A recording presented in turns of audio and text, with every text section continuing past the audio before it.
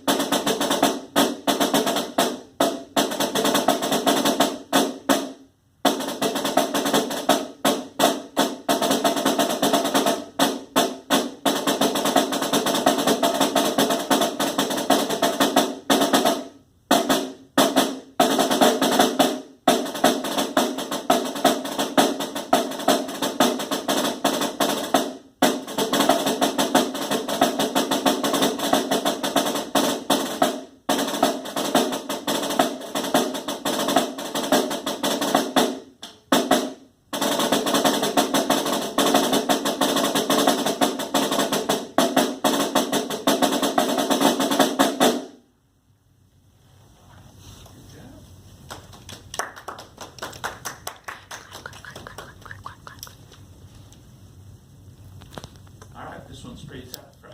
Mm-hmm. Have you ever played something with backsticking in it before? Nope. This is the first time? Yep. It's pretty fun. One thing that you're doing a really good job with the backsticking is when you play with the back of the stick, a lot of times you play with the normal sound here, and then when people go to do the backsticking, they kind of play like this. And so it's really loud, and then it's really soft.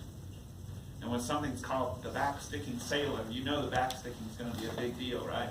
So you want to make sure what you're doing, you might not realize it, but you're kind of allowing it to do more of a real stroke when you do the backsticking, which is a good thing, because we want to be able to hear it a little bit more.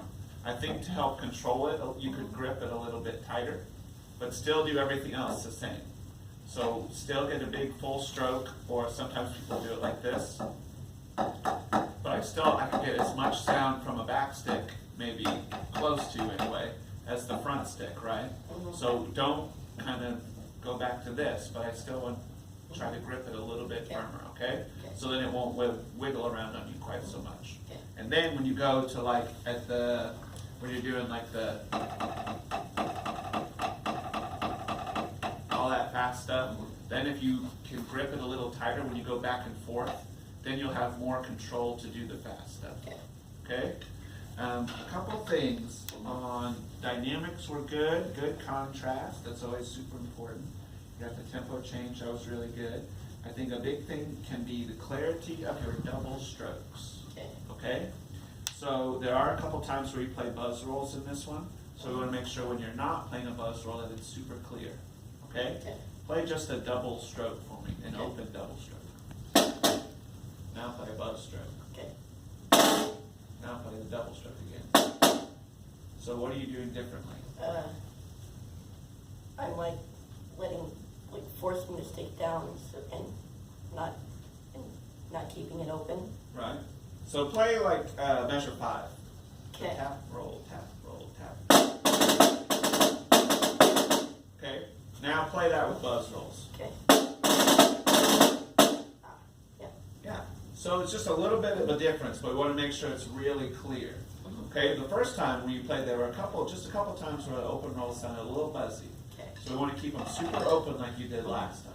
One thing that could kind of help is if you think, just raise your wrist for a double stroke, and for a buzz stroke, you're going to keep your wrist down.